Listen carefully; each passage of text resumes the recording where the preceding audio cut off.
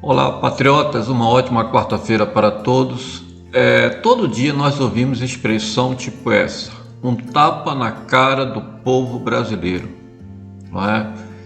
É sempre dito esta frase quando vem uma notícia desagradável, uma notícia que agride o bom senso, a sensatez da esmagadora população brasileira, que são pessoas de bem, que durante todo esse processo eleitoral não se conformaram com o resultado, não porque têm complexo de perdedores, mas porque a inteligência deles não permite aceitar a obscuridade como aconteceu este processo, que foi liderado por um tribunal suspeita que age à margem da lei. Então, tudo isso contribui para que o descrédito nas instituições cada vez aumente, né? Nós estamos num estado praticamente de descrença total nas instituições. O povo que, dentro da sua capacidade de inteligência, esperou que o último bastião tomasse uma medida cabível no sentido da garantia da lei e da ordem, portanto isso não aconteceu pelas Forças Armadas do nosso país, e então o povo fica em casa. Já não existe mais motivações para participarem de manifestações. Uma vez foi tocado o caça às bruxas, né, pelo ministro Alexandre de Moraes, contando com o silêncio das instituições, contando com o silêncio dos demais ministros da Suprema Corte, né? E a população está neste quadro caótico de descrença, de desânimo, e buscando, talvez, no campo espiritual, uma luz que venha semear em seu coração uma esperança de dias melhores, não é? O Foro de São Paulo terá abertura na quinta-feira, dia 29, lá em Brasília. O presidente Lula já decidiu que irá participar. O Foro de São Paulo é mais um tapa na cara do povo brasileiro, não é? O Foro de São Paulo, que sempre foi mencionado, abordado pelo ex-deputado Bolsonaro, vocês lembram, lá no Congresso, que era visto como desdém quando ele falava sobre o Foro de São Paulo, inclusive pela grande mídia, né? A esquerda dizia que isso não existia, que isso era miragem da cabeça do ex-presidente. E agora, né, a mídia silencia, a mídia nem noticia sobre o Foro de São Paulo, não é? Salvo as exceções, que é o caso da CNN e da Jovem Pan. Mas o Foro de São Paulo, para aqueles mais jovens que não conhecem, ele nasceu nos anos 90 com o intuito de substituir, né, a queda, né, o poder que imperava lá no Oriente,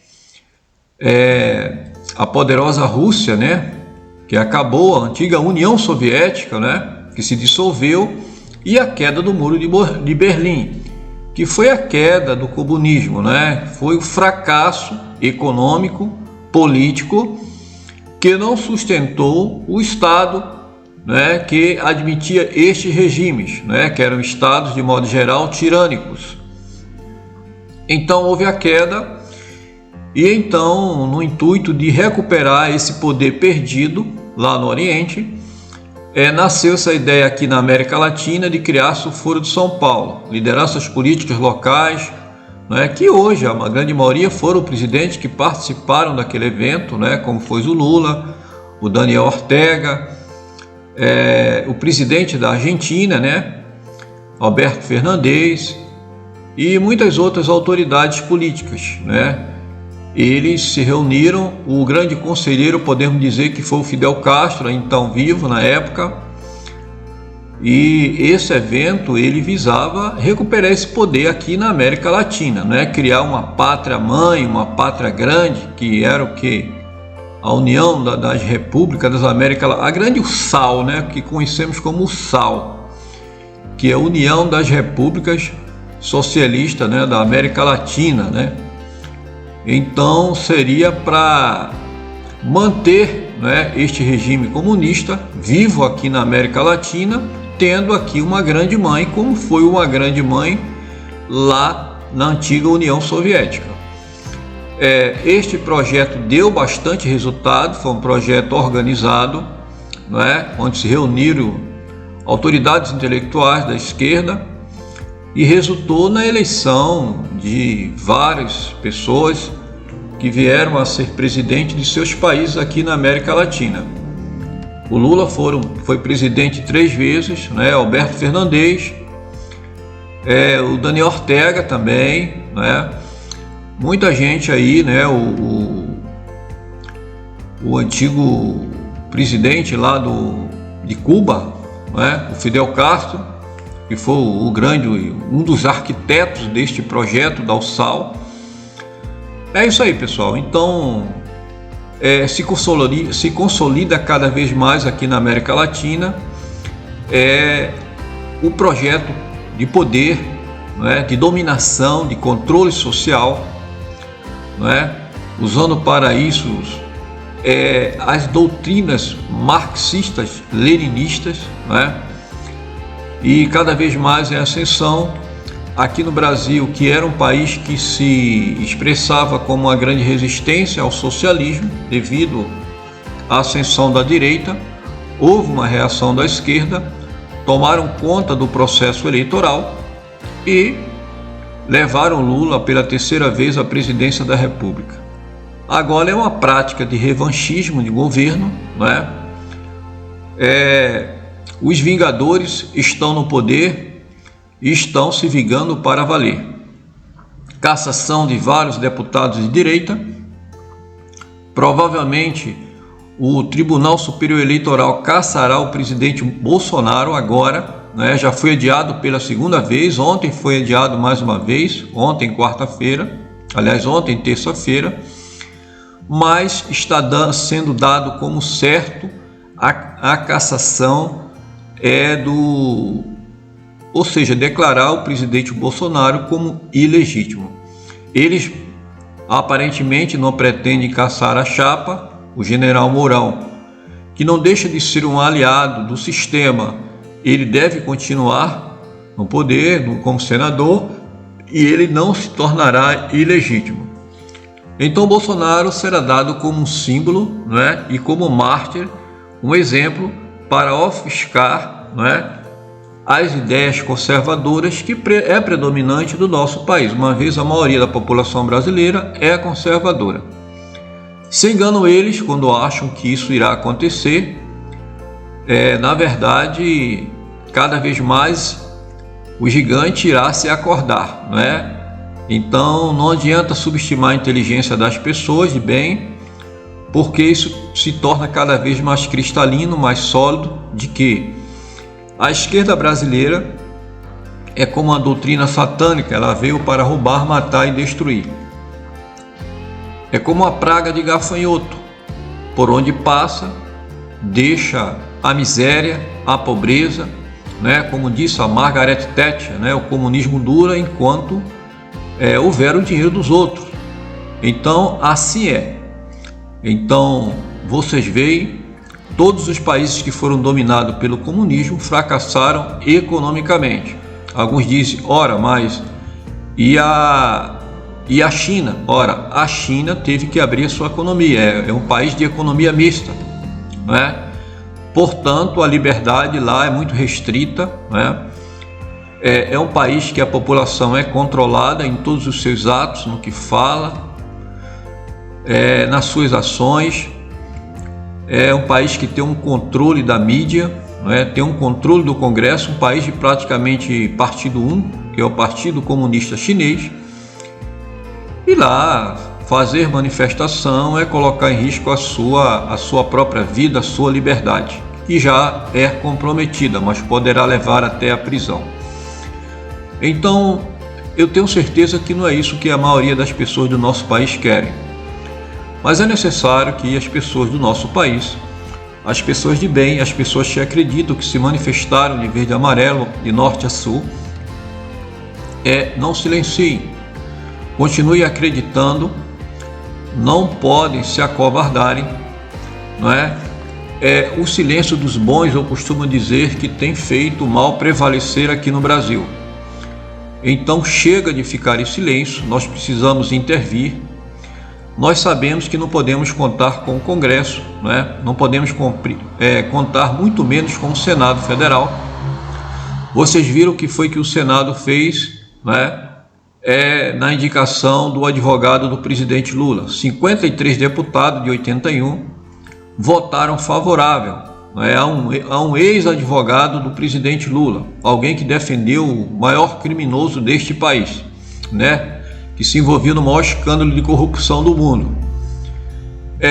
A maioria do Senado, no caso 53 senadores, entenderam que o item de impessoabilidade não deveria ser levado em conta. Existe um laço de amizade muito grande entre Lula e o seu ex-advogado, e a questão da moralidade pública também ficou seriamente comprometida, já era comprometida. Temos agora um Supremo Tribunal Federal completamente aparelhado, com apenas 2 ministros aí que, podemos dizer numa linguagem popular, nem cheira nem fede, e os outros 9 são completamente alinhados ao sistema. Então, só resta a própria população assumir o protagonismo do momento político que nós vivemos e tentar decidir por si só, de forma organizada, fazer uma frente contra tudo isso, todo esse Estado aparelhado, todo esse Estado opressor, que transforma a vida daqueles que se opõem ao regime no verdadeiro inferno. É quase que impossível falar que essa mudança acontecerá de forma pacífica. O país está encaminhando sinceramente para um foco de resistência civil, posso dizer até, quem sabe, uma revolução popular, em que a população, já desacreditada em todas as instituições, irá por si só fazer sua própria justiça ou lutar pelos seus próprios direitos, cada um da sua forma. Isso certamente trará momentos difíceis para todas as pessoas, Um país não pode ser administrado quando uma população está revoltada e não acredita em suas instituições. Não se sabe, o futuro de fato pertence a Deus. Não sabemos o que virá no dia de amanhã, mas deve-se esperar dias sombrios, Haja visto o Brasil que criamos de hoje. O Brasil de hoje é o resultado de muito desleixo por parte da população que não quiseram se envolver em política, principalmente do segmento militar e do segmento religioso, que ficaram muito à margem do que aconteciam lá em Brasília. De repente se acordaram e encontraram um país completamente destraçado, desordeiro, com falta de autoridade central, um país em que o poste mija num cachorro e que não existe mais ordenamento jurídico que venha a prevalecer. Afinal de contas, a instabilidade jurídica criada pelas altas cortes do nosso país resultou num país desacreditado, um país sem esperança. Lamentavelmente, um país rico, de prosperidade, em termos de recursos naturais, portanto, muito mal administrado, políticos mal escolhidos e uma justiça completamente parcial. Este é o quadro do nosso Brasil. Então vamos lutar, vamos acreditar a cada dia. Não aceite mais eleger político desonesto. Este é o resultado de nós votarmos com orientação, de indicação de alguém por motivo de trabalho, porque é ente querido de alguém, parente. O resultado é o Brasil estar com uma corja de políticos que não faz por merecer a responsabilidade que nós delegamos para eles. Então, um forte abraço a todos e vamos continuar lutando pelo nosso Brasil, continuar na esperança, continuar acreditando e tendo a ciência de que esta mudança só vai acontecer quando o povo brasileiro como um todo assumir o protagonismo político e não delegar mais esta responsabilidade para as instituições que estão completamente falidas. Um forte abraço a todos.